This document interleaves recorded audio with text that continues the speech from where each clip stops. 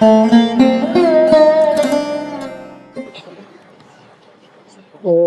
शांति। आज का प्रातः क्लास है 11 अगस्त 1968।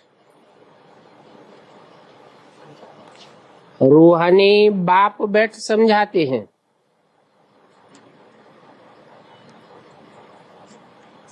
समझाने वाला बेहद का जिस्मानी बाप नहीं है,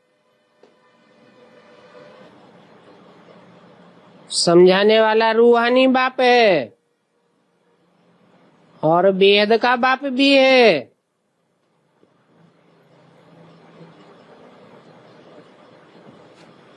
और जिस्मानी बाप में बैठ करके समझाते हैं।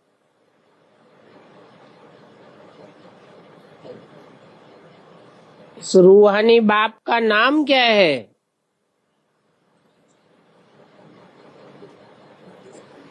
जरूर कहेंगे शिव।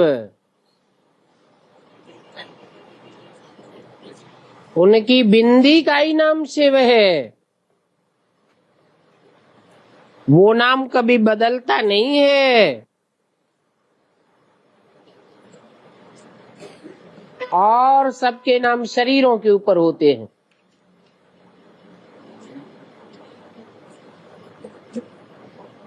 शिव बाप भी जब शरीर बदलते हैं तो नाम भी बदल जाते हैं।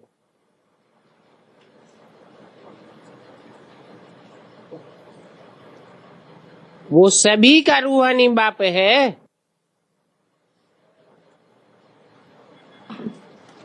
उनको भगवान भी कहा जाता है।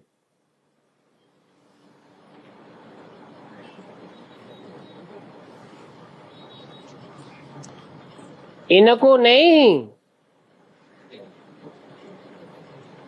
अर्थात सन 68 में जिस ब्रह्मा के तन में बैठ शिव बाप बोल रहे थे, उस ब्रह्मा की तरफ इशारा किया। इनको भगवान नहीं कहा जाता है, उनको भगवान कहा जाता है जिस बेहद के जिस्मानी बाप में बैठकर रूहानी बाप शिव समझाते हैं। तुम बच्चों में भी नंबरवार पुरुषार्थ अनुसार ही समझते हैं।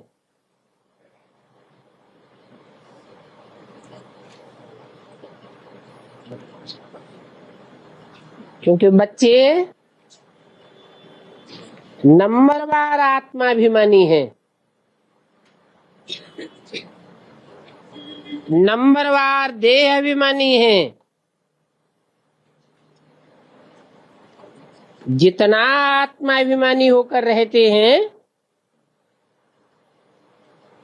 उतना ही समझते हैं।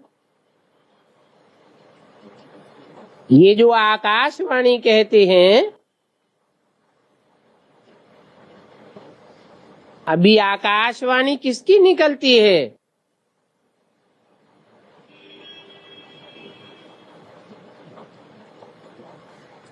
ये मुख में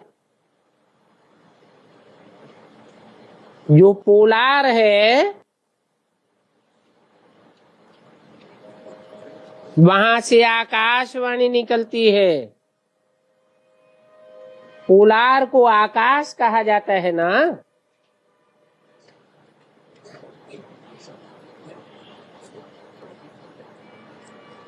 शिव बाबा के इस मुख को आकाश तत्व कहा जाता है। आकाश तत्व से वाणी तो सभी मनुष्यों की निकलती है।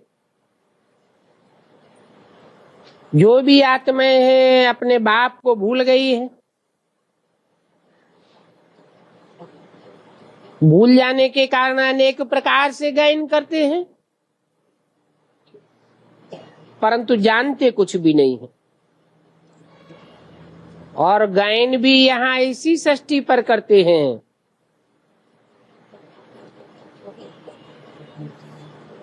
गायन करते हैं उनकी भावना के अनुसार सभी कामनाएं भी पूरी होती हैं। और यहाँ इस दुनिया में तो बहुत कामनाएं रहती हैं।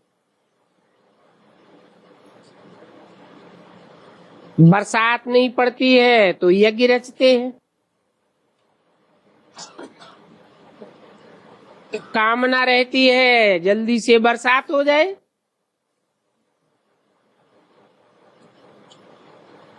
परंतु समझते कुछ भी नहीं है कि बरसात कैसे होती है। ऐसे भी नहीं कि सदैव यज्ञ करने से बरसात हो जाती है। नहीं, कहाँ फेमन पड़ता रहता है, भले यज्ञ करते हैं परंतु उस यज्ञ करने से भी कुछ होता नहीं है। ये तो ड्रामा है। आफतें जो भी आनी है वो आती ही रहती है और उन आफतों में कितने ढेर मनुष्य मरते रहते हैं। कितनी रीढ़ बकरियां आदि मर जाती हैं।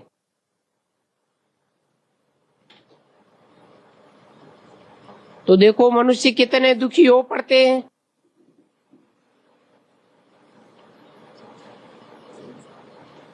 क्या बरसात को बंद करने के लिए भी यज्ञ रचते हैं? जब एकदम मूसलाधार बरसात पड़ती है तो फिर यज्ञ रचेंगे। इन सभी बातों को अभी तुम बच्चे समझते हो।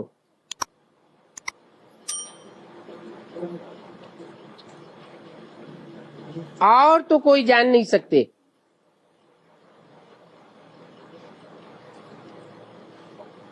कहा का भी है रीढ़ बकरियां क्या जाने सुरमंडल के साज को। उन साढ़ों को अपना अहंकार कितना है। ये अक्षर मनुष्यों के लिए ही निकलते हैं।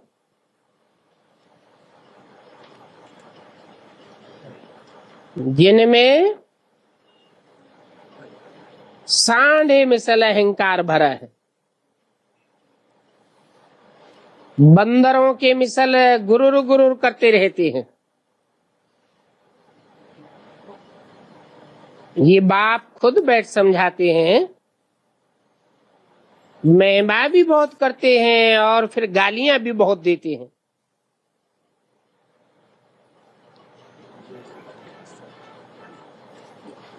तुम तो वंडर खाते हो।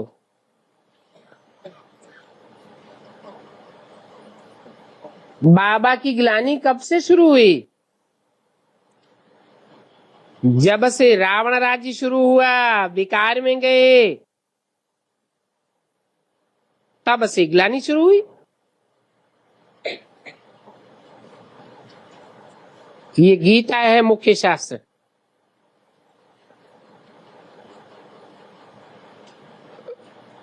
उस मुख्य शास्त्र में ही पढ़ा है ईश्वर सर्वव्यापी है। जब से ये बात मनुष्यों की बुद्धि में बैठी तब से ही गिरने लग पड़े। क्योंकि बुद्धि को ठिकाना तो रहा नहीं। सर्वव्यापी है तो बुद्धि कहाँ ठिकाने लगेगी। गायन भी है निंदा हमारी जो करे मित्र हमारा सोए। अभी सबसे जास्ती हमारी ग्लानि किसने की है?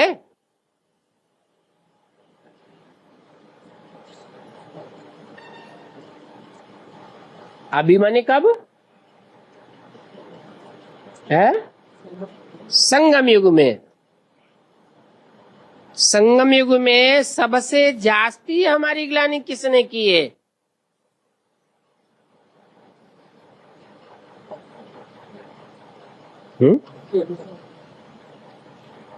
बच्चों ने ही की है। तुम बच्चों ने की है। कैसे? हम बच्चे गिलानी करते हैं बाप की क्या? पहचानते हैं तो गायन करते हैं, और फिर माया रावण फाइनल परीक्षा तक पूरा भुलाए देती है, तो ग्लानि करने लग पड़ते हैं।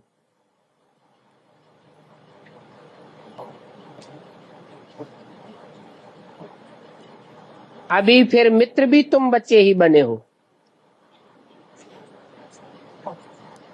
यूं ग्लानि तो सारी दुनिया करती है, परंतु सारी दुनिया इतना बाप को पहचानती भी नहीं है, इतना गायन भी नहीं करती है।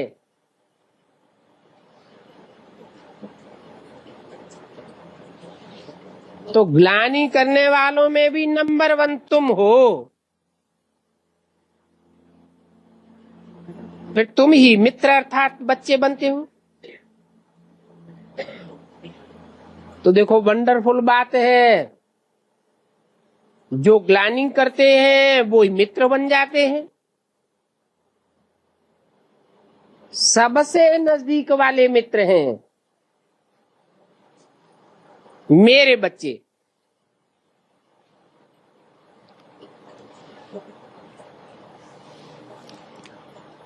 बाप नहीं,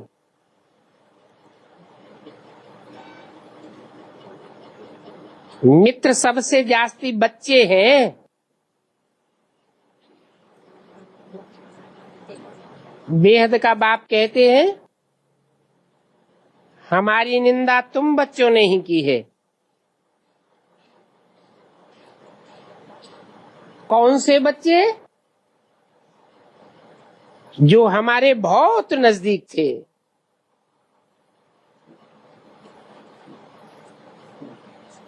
जिनको हमने राज भाग दिया था।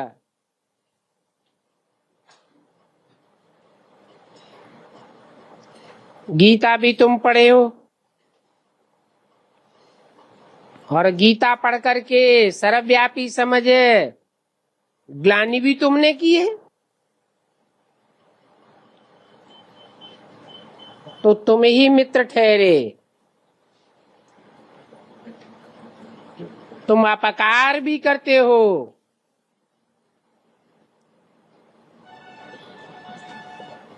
कितनी ग्लानि करते हो, फिर बाप तुम पर उपकार करते हैं।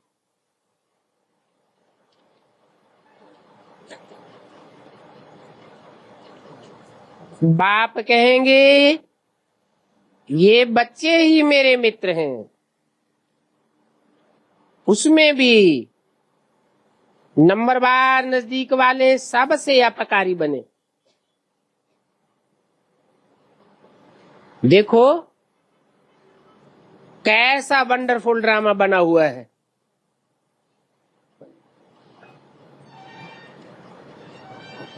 ये है विचार सागर मंथन करने की बातें।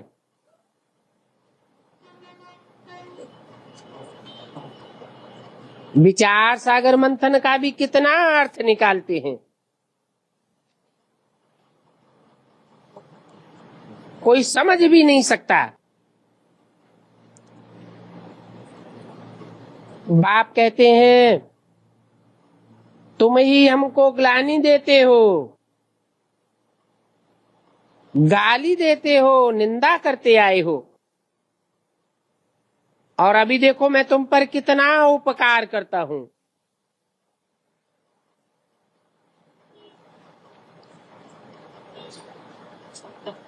कैसे उपकार करता हूं?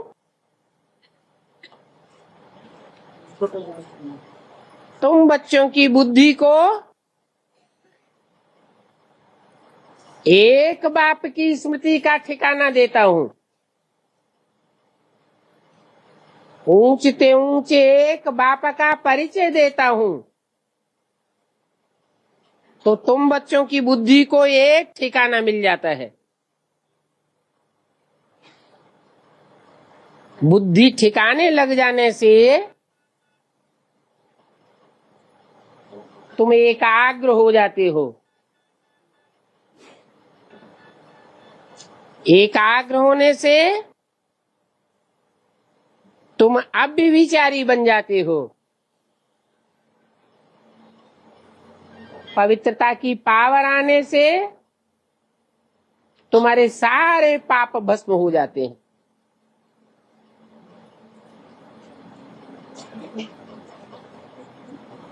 तो देखो मैं तुम पर कितना उपकार करता हूं, फिर तुम ही मेरे को सर्वव्यापी कहते हो।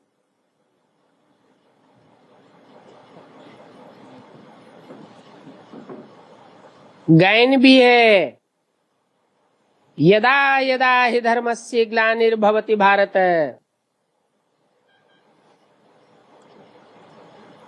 जब जब धर्म की ग्लानि होती है तब तब मैं आता हूं। ये भारत की ही बात है। ग्लानि भी वो करते हैं और फिर गायन भी वो ही करते हैं। ग्लानि करते करते कितने पतित बन गए, वो ही फिर पावन बनते हैं। तो देखो ये कैसा वंडरफुल खेल है। शिव जयंती अथवा महाशिवरात्रि मनाते हैं, वास्तव में अवतार तो एक ही है, परंतु मूर्ख ऐसे हैं जो इतनी ग्लानि करने से पेट नहीं भरता तो युगो युगे अवतार कह दिए हैं। हर युग में अवतार लेते हैं और फिर ठिक्कर भीतर में ठोक देते हैं। जानवरों में भी मेरे को व्यापी कर देते हैं। बाप डोरापा देते हैं,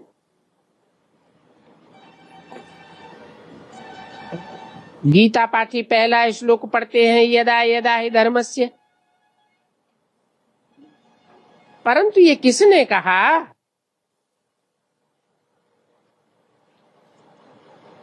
कि जब जब धर्म की ग्लानि होती है तब तब मैं आता हूं। उसका नाम पता ठिकाना तो बताना चाहिए। कहते हैं सर्वव्यापी है। तो देखो सबसे जास्ती ग्लानि तुम बच्चों ने की है और सबसे अच्छे मित्र भी तुम बच्चे ही हो। प्यारे ते प्यारे बाप के बच्चे ही होते हैं। ये भी कहता है मेरे प्यारे बच्चे। कोई से भी बात करेंगे तो बच्चे बच्चे ही कहेंगे। तुम्हारे मुख से कब ऐसे बच्चे बच्चे शब्द नहीं निकलेगा।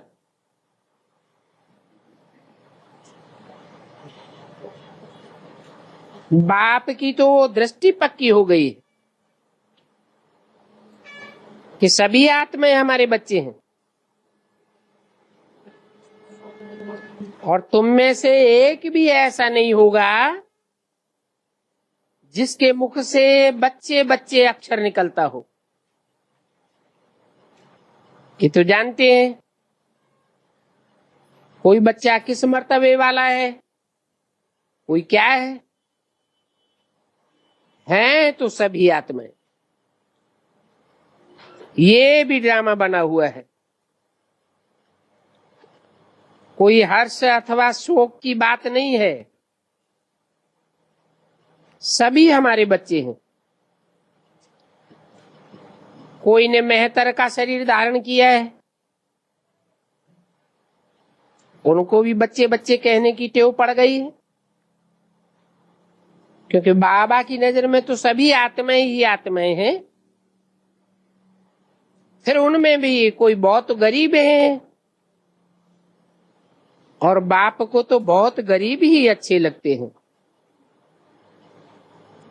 क्योंकि उन गरीब बच्चों ने मेरी बहुत ग्लानि की है ड्रामा अनुसार। अभी फिर मेरे पास आए हैं। तुम सबसे जास्ती पढ़े हो तो तुमने ग्लानि भी सबसे जास्ती की है। सभी की ग्लानि करते आए हो। सिर्फ ये लक्ष्मी नारायण हैं जिनकी का ग्लानि नहीं की है। 11 अगस्त 68 की वाणी का दूसरा पेज। कृष्ण की देखो कितनी ग्लानि की है।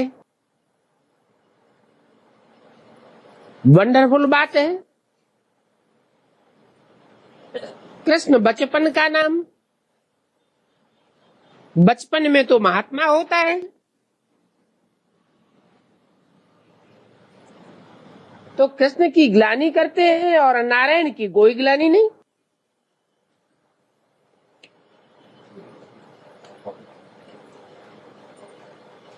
ये ज्ञान कितना अटपटा है।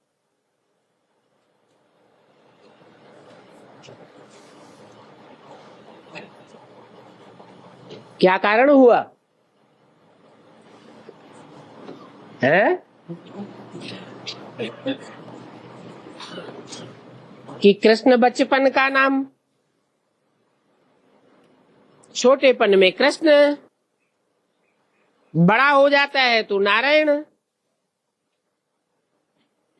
बड़ेपन की ग्लानि नहीं करते हैं और छोटेपन की इतनी ग्लानि। कोई कारण तो हुआ होगा।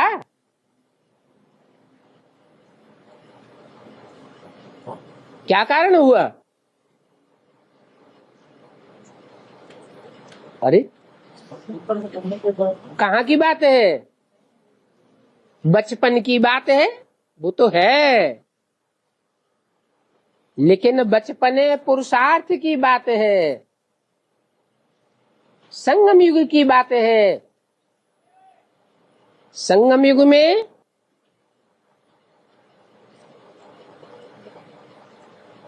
कृष्ण बच्चा है, पढ़ाई पढ़ने वाला है, तो भूलें करने वाला है। पढ़ाई पूरी होती है, परिपक्व स्टेज आती है पुरुषार्थ की, तो भूलें करना बंद हो जाता है।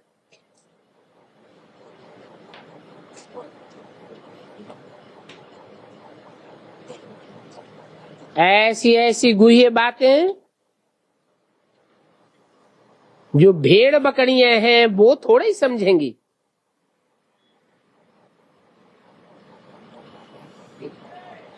कौन है भेड़ बकरियां? है बेसिक ज्ञान में वो सब भेड़ बकरियां हैं। वो इन बातों को नहीं समझती हैं कि शास्त्रों में जो भी ग्लानि अथवा गायन है वो संगम युग का है। सतयुग त्रेता द्वापर कलयुग की बात नहीं है। और न उन चारों युगों में भगवान आकर के जन्म लेते हैं, न प्रत्यक्षता रूपी जन्म लेते हैं। इन बातों को समझने के लिए तो सोने का बुद्धि रूपी बर्तन चाहिए।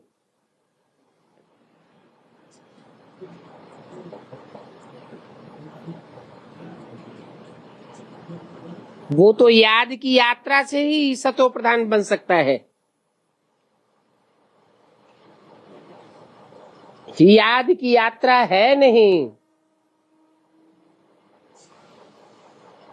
जिसको याद करना है उसको पहचानते ही नहीं।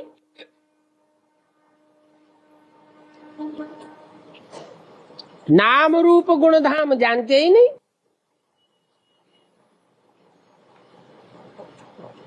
समझते हैं बाप निराकार है, बिंदी है, बिंदी के 32 गुण दिखाई दिए। अब गुण और अवगुण साकार के होते हैं या निराकार के होते हैं?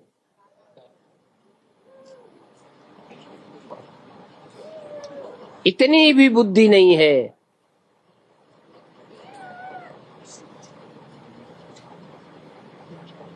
कि शिवलिंग में जो बिंदु दिखाया है वो शिव ज्योति बिंदु की यादगार है, और लिंग उस शरीरधारी की यादगार है। वेद के मनुष्य सृष्टि के बाप की यादगार है, जो अपने पुरुषार्थ की अंतिम स्टेज में निराकारी स्टेज धारण कर लेता है। इंद्रियां होते हुए भी जैसे कि है ही नहीं। आंखें हैं परंतु आंखों से जैसे देखते हुए भी नहीं देखना।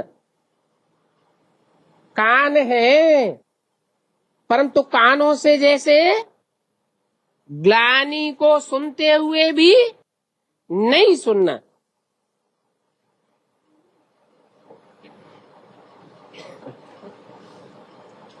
ऐसी याद की यात्रा की विशेषता है।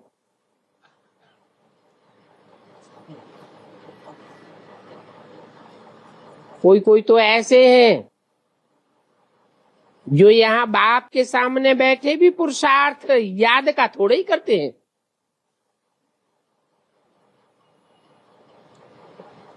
ये थोड़ा ही समझते हैं कि हम बिंदी बहुत छोटी आत्मा है।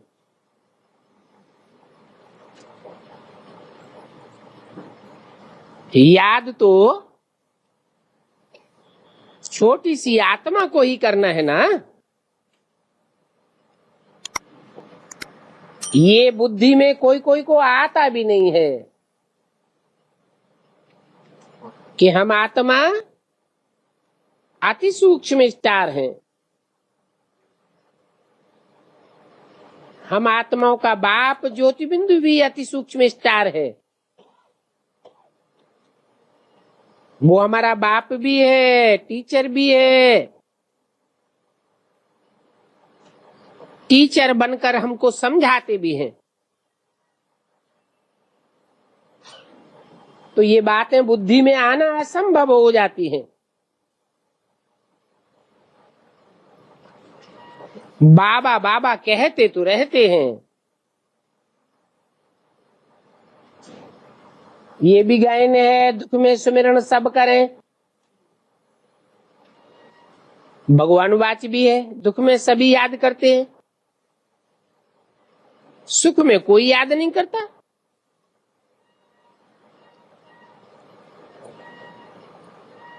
स्वर्ग में याद करने की दरकार ही नहीं रहती।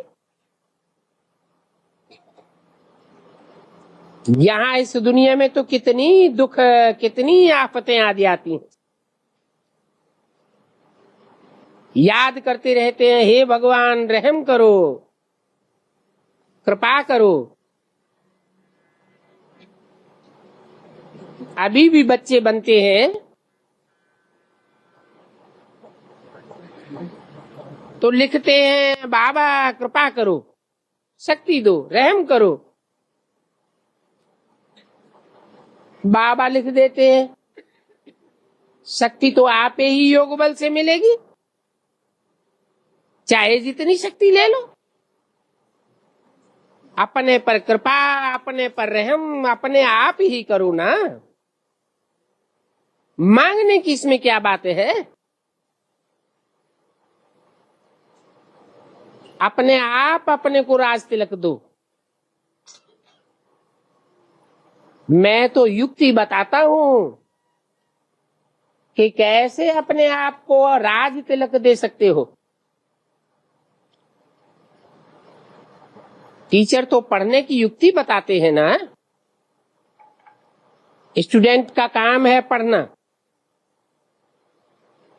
और डायरेक्शन पर चलना।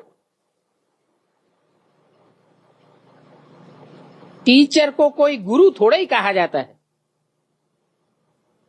जो कृपा अथवा आशीर्वाद करे। बाप कहते हैं ये तो पुरुषार्थ है, इस पुरुषार्थ में जो जितना रेस करना चाहे उतनी करे। जो अच्छे बच्चे होंगे वो पुरुषार्थ में दौड़ेंगे और जो बुद्धू होंगे वो दुनियावी बातों में लटक पड़ेंगे। ऐसे तो हर बच्चा स्वतंत्र है। जितना पुरुषार्थ में दौड़नी हो उतना दौड़ो, क्योंकि ये तो आत्मा का पुरुषार्थ है। आत्मा का कनेक्शन अनेक जन्मों से है, ये देह का पुरुषार्थ नहीं है। देह का जो प्रयत्न करते हैं उससे तो एक जन्म की प्राप्ति होती है, ये तो आत्मा का पुरुषार्थ है, अनेक जन्मों की प्राप्ति हो जाती है।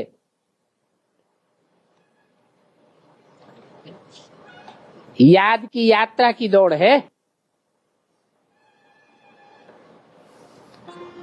अभी तुम बच्चों ने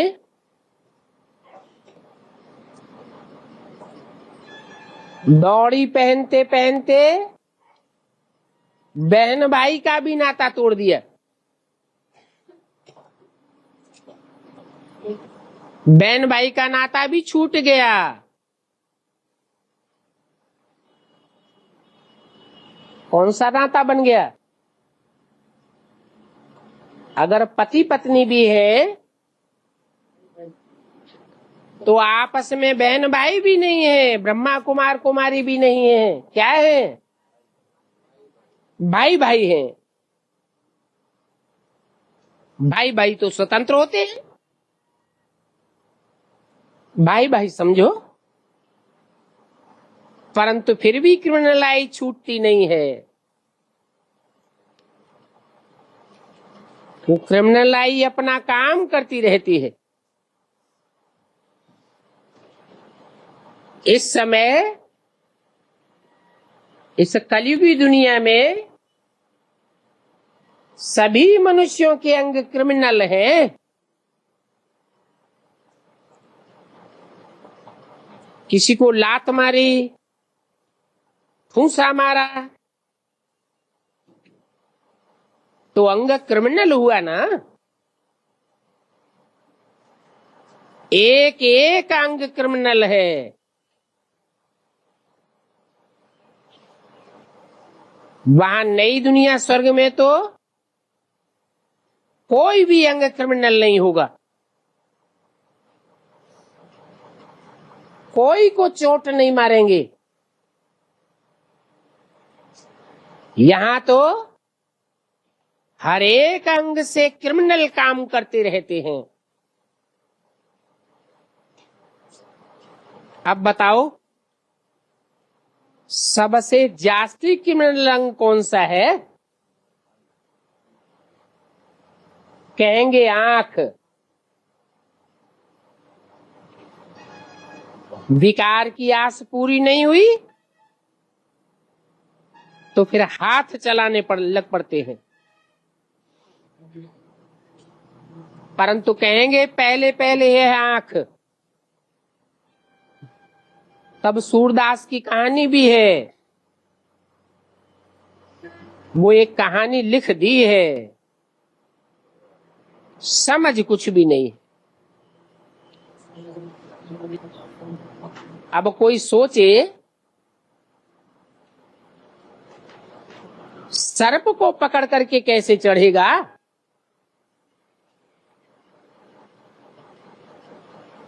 तुलसीदास के लिए लिख दिया है कि ससुराल में गया तो सर्प को पकड़ करके चढ़ गया। ये तो असंभव बात है। शिव बाबा तो कोई शास्त्र पढ़ा हुआ नहीं है। कहेंगे ये रथ पढ़ा हुआ है। शिव बाबा तो ज्ञान का सागर कहा जाता है।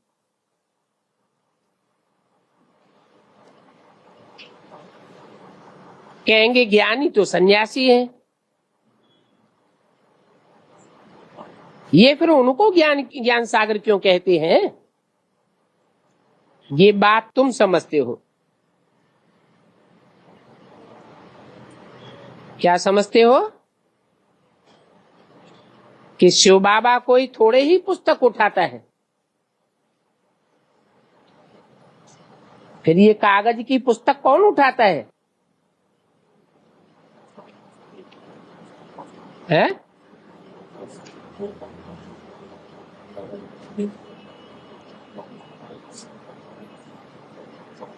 शिव बाबा तो टीचर है। टीचर का काम है समझानी देना। स्टूडेंट का काम है पुस्तक पढ़ना और समझानी लेना। बाकी शिव बाबा को पुस्तक पकड़ने की दरकार नहीं है। यहाँ पढ़ने वाला है कौन? कृष्ण बच्चा। बाप कहते हैं मैं कोई पुस्तक नहीं पढ़ता हूं, न उठाता हूं। मैं तो स्वयं ही नॉलेजफुल हूं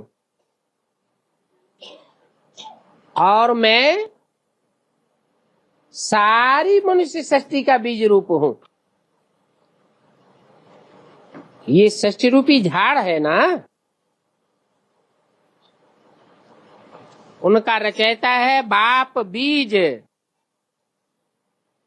सृष्टि साकार है तो साकार सृष्टि का रचयिता बीज भी साकार है, परंतु उस साकार बीज में निराकार बीज ज्योति बिंदु आत्मा प्रवेश है। तो बाप समझाते हैं मैं बीज रूप हूं। मेरा स्थान मूल वतन में है।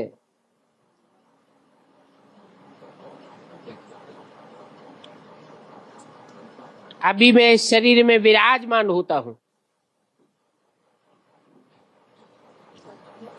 और तो कोई ये बात कह ही नहीं सकता कि मैं इस शरीर में विराजमान हूं। ये भी बात कोई नहीं कह सकता कि मैं इस मनुष्य सृष्टि का बीज रूप हूं।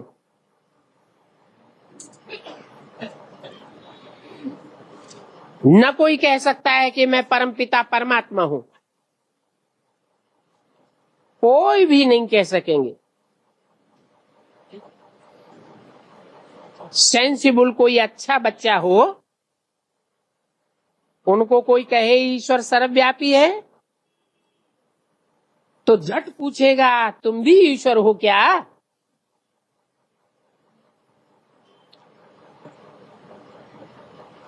अगर कहे हाँ हम भी ईश्वर हूं तो झट जूता उतार के उनको लगा दे। किनको? जो कहेंगे हम ईश्वर हूं। ये क्या तुम अपन को अल्लाह कहते हो? ये तो हो ही नहीं सकता। 2-4 जूतियां मुंह में लगा दे, परंतु इस समय ऐसा सेंसिबल बच्चा तो कोई है नहीं। कोई को अल्लाह का पता ही नहीं है, खुद ही कहते रहते हैं अल्लाहू अकबर। वो भी अंग्रेजी में कहते हैं ओमनी प्रेजेंट। अगर अर्थ समझें तो कब नहीं कहें। अभी तुम बच्चे सर्वव्यापी कहेंगे क्या? कहेंगे? क्यों नहीं कहेंगे?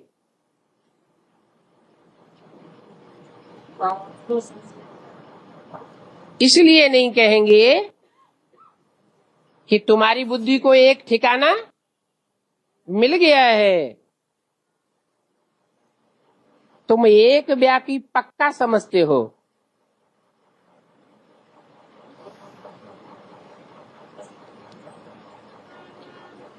तुम में से अगर कोई हो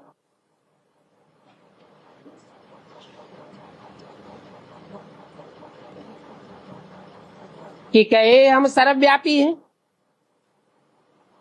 कह करके देखे क्या हम ईश्वर के रूप हैं? ये कहना तो बड़ी भारी ग्लानि है, अथाह गालियां देने वाली बात है। पत्थर में, भीतर में, मिट्टी में मिलाए देते हैं। बच्चे अभी जानते हैं शिव बाबा की जयंती, सो नए विश्व की जयंती। क्या कब जयंती होती है? शिव बाबा की पहली असली जयंती कब मनाई जाए? जब नई दुनिया की स्थापना हो, उसमें पवित्रता, सुख, शांति सभी कुछ आ जाता है।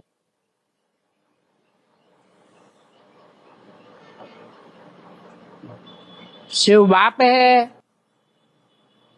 अकेला तो आता नहीं है। कृष्ण बच्चा भी साथ में है, तो कहेंगे शिव जयंती सो कृष्ण जयंती। भक्ति मार्ग में शिव जयंती भी रात को मनाते हैं और कृष्ण जयंती भी रात को ही मनाते हैं।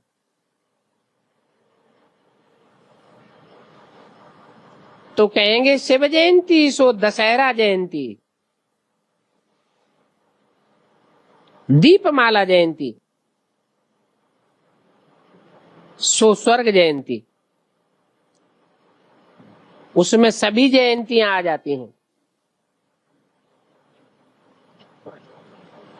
शिव जयंती से सभी बड़े दिनों की जयंतियां आ जाती हैं। ये सभी बातें बाप बैठ समझाते हैं।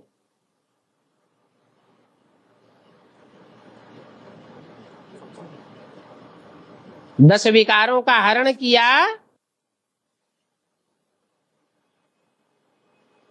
मन स्वर्ग स्थापन हुआ। तो कहेंगे स्वर्ग जयंती, दशहरा जयंती। शिव प्रत्यक्ष हो जाता है और शिव अपने आप तो अपने को नहीं प्रत्यक्ष करता, बच्चों के द्वारा ही बाप प्रत्यक्ष होते हैं। तो कहेंगे कृष्ण जयंती। तुम कितना अच्छी रीति समझते हो, परंतु वो तो जैसे कि मुर्दे हैं। तुम कितना जगाते हो फिर भी जगते ही नहीं। कितनी घोर अज्ञान नींद में सोए पड़े हैं।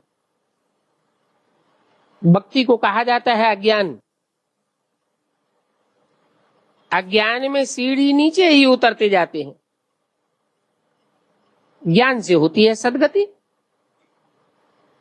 भक्ति से होती है दुर्गति। बाप कहते हैं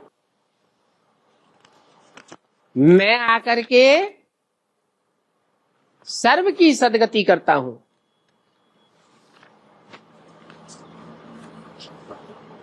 सर्व माना सभी मनुष्य मात्र की सदगति करता हूं।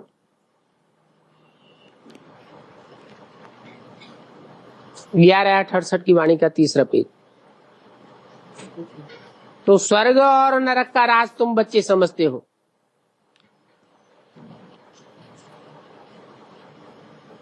और ये राज बाप तुम बच्चों को संगम पर ही बैठ करके समझाते हैं। ये अखबारें हैं, ये तो तुम्हारी ग्लानि करते हैं, तो तुमको लिख देना चाहिए कि निंदा हमारी जो करे मित्र हमारा सोए। अखबार वाले भी हमारे मित्र हैं।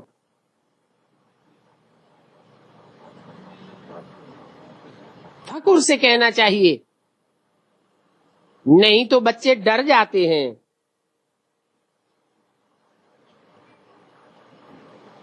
ये तो साफ लिख देना चाहिए, निंदा हमारी जो करे मित्र हमारा सोए। तुम अखबार वालों की हम सदगति जरूर करेंगे। अभी तुम जितना चाहे उतना गालियां दो, उतनी ग्लानि कर लो। हमारे बाप ईश्वर की भी ग्लानि करते हो। ईश्वर को भी तुम नहीं छोड़ते हो, तो हमको कैसे छोड़ोगे? हमारी ग्लानि किया तो क्या हुआ?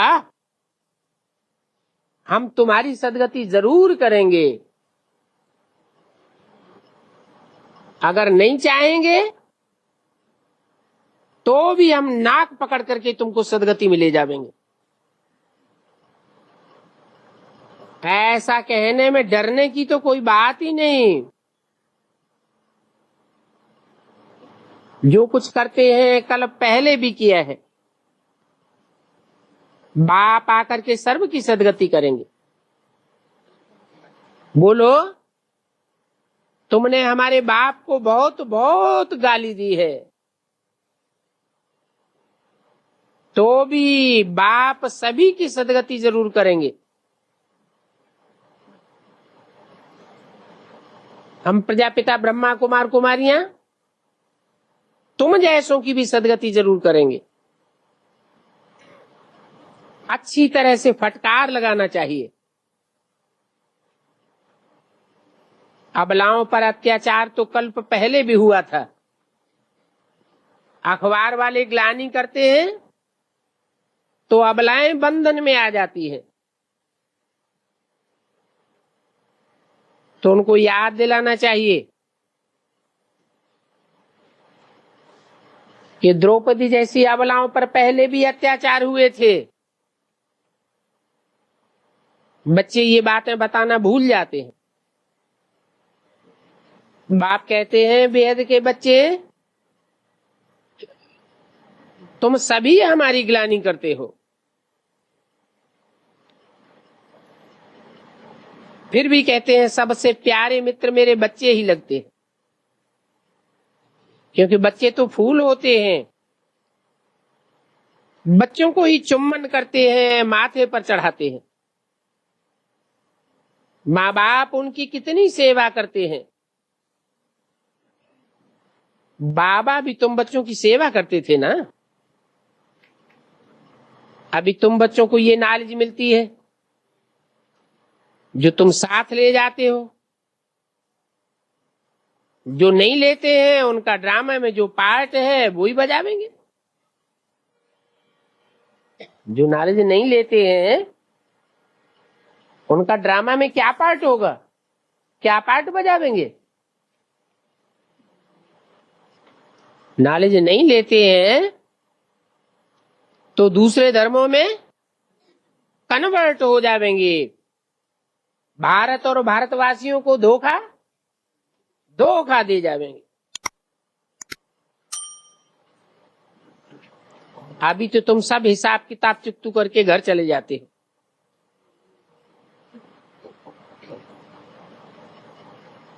जो कन्वर्ट होने वाले हैं वो स्वर्ग तो देख नहीं सकते इन आंखों से। सभी कोई स्वर्ग थोड़े ही देखेंगे। ये भी ड्रामा बना हुआ है। बाकी शांति जिसके लिए पुरुषार्थ करते हैं वो तो सभी को मिलेगी। पाप खूब करते रहते हैं, फिर ऐसे पाप करने वाले देरी से भी आवेंगे। बाप आया हुआ है तो भी पाप करते रहते हैं। ऐसे तमो प्रधान बहुत देरी से आवेंगे। ये राज भी बड़ा अच्छा समझने का है कि कौन देरी से आवेंगे और कौन पहले आवेंगे। अच्छे अच्छे महारथी बच्चों पर भी ग्रहाचारी बैठती है। ऐसी ग्रहाचारी बैठती है जो छोटी छोटी बातों पर झट गुस्सा आ जाता है।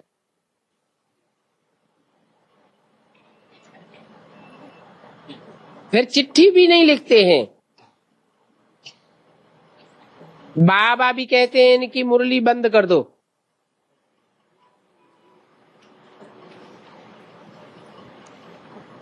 ऐसे को बाप का खजाना देने का कोई फायदा नहीं। फिर उनमें से कोई की आंख खुलती है तो कहेंगे बाबा हमसे भूल हो गई। कोई तो फिर ऐसे हैं जो परवाह भी नहीं करते। अब इतनी गफलत थोड़ी ही करनी चाहिए। ऐसे बहुत ढेर के ढेर हैं, बाप को बिल्कुल याद ही नहीं करते, कोई को भी आप समान भी नहीं बनाते। नहीं तो चिट्ठी लिखने में देरी थोड़ी ही लगती है। 2 अक्षर ही पोस्ट कार्ड में लिख दो, बाबा हम ओके हैं, हम आपको बहुत याद करते हैं, बस। फिर कोई कहते हैं हमको पोस्ट कार्ड आदि लिखने की फुर्सत नहीं है। अभी बताओ ये 2 अक्षर लिखने में भी क्या देरी लगेगी। कहते हैं हमको खाने की भी फुर्सत नहीं है। नहीं तो बाबा को तो लिखना चाहिए, बाबा हम हरदम आपको याद करते हैं। नहीं तो बाबा कोई अंतर्यामी नहीं है।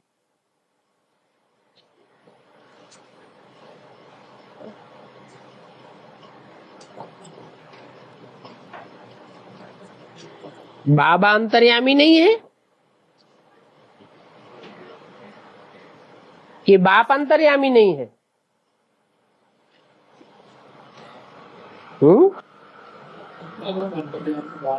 बाबा अर्थात साकार, साकार अंतर्यामी नहीं है। बिंदु बिंदु आत्माओं का बाप जो जन्म मरण के चक्र में नहीं आता है वो तो अंतर्यामी है ही है। परंतु साकार को पता कैसे लगे।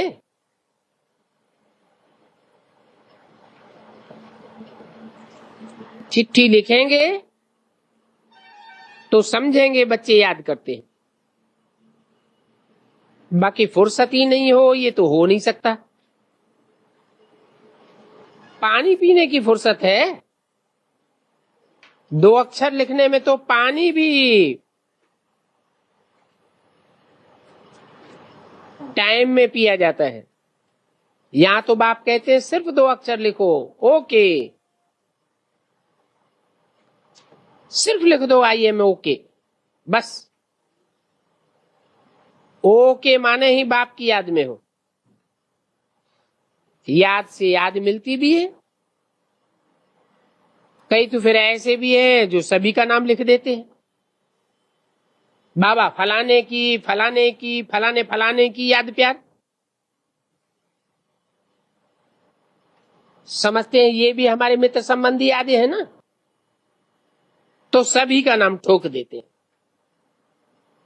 मैं तो समझ जाता हूं ये अपने दिल से नहीं लिखते, ऐसा लिखने की इनकी टेव पड़ी हुई है। बाबा जानते हैं कि उसने कब नहीं कहा होगा, या तो कह दिया होगा जब पत्र लिखो तो हमारी याद प्यार लिख देना, परंतु ये कोई सच्ची याद थोड़ी ठहरी।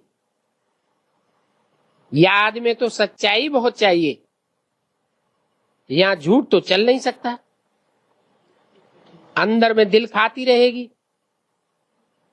तो बच्चों को पॉइंट्स बहुत अच्छे अच्छे समझाते रहते हैं, दिन प्रतिदिन बाबा गुही गुही बातें समझाते हैं। सोच करो आने वाले समय में कितने दुख के पहाड़ गिरने वाले हैं। सतयुग में तो दुख की बात ही नहीं होगी। अभी तो रावण राज्य है, परंतु रावण को भी मानते नहीं है। मैसूर का महाराजा भी रावण आदि बनाकर दशहरा मनाते हैं।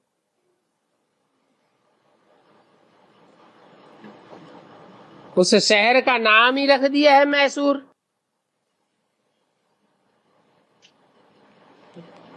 कितना जंगली काम करते हैं।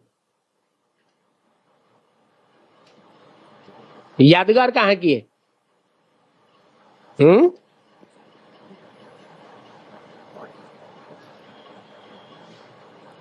कौन है मैसूर? सूर माना सूर्य, मैं माने मैं। जो ज्ञान सूर्य का पार्ट है वो जरूर अंधकार को नाश करेगा। अंधेरा फैलाने वाला है ही रावण। 5 विकारों रूपी रावण है। फिर कहते हैं राम की सीता चोरी हुई। ये तो राम की बहुत ग्लानि कर दी है।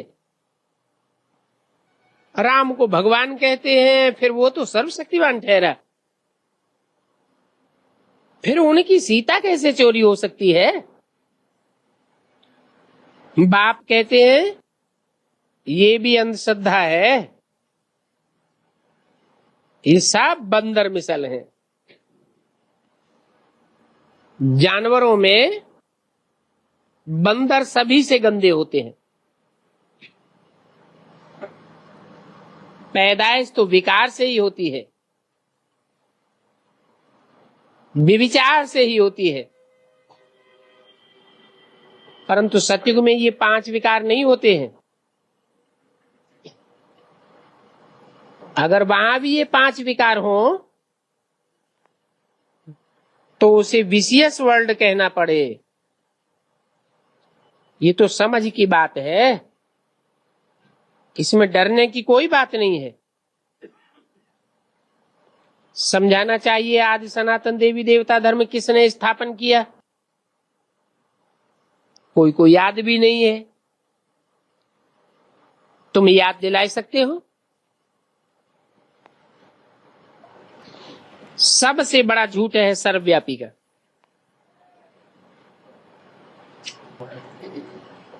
तब बाप कहते हैं जब जब ऐसी धर्म की ग्लानि होती है, मेरे को कण कण में व्यापक कर देते हैं, तब मैं आकर के सचखंड स्थापन करता हूं, सच्चा धर्म आकर के स्थापन करता हूं। सचखंड सतयुग को और झूठ खंड कलयुग को कहा जाता है। तो देखो ईश्वर सर्वव्यापी है, यह है फर्स्ट क्लास झूठ। फिर कृष्ण की ग्लानि कर दी है, यह है सेकंड। ये बातें भी लिखो, इसलिए कहा जाता है झूठ खंड और सच खंड। अच्छा, बच्चों को गुड मॉर्निंग।